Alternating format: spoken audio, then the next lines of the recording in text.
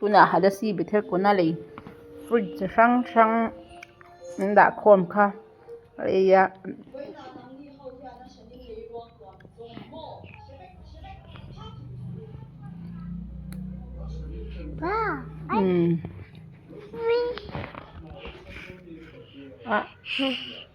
không khổ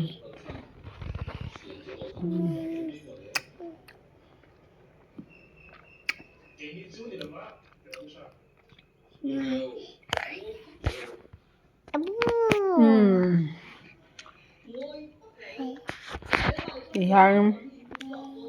mà chọn dragon fruit chứ ấy đùa khui dragon cái mình cái bèn chứ bụi tê hi ăn đi ê la nang ma ta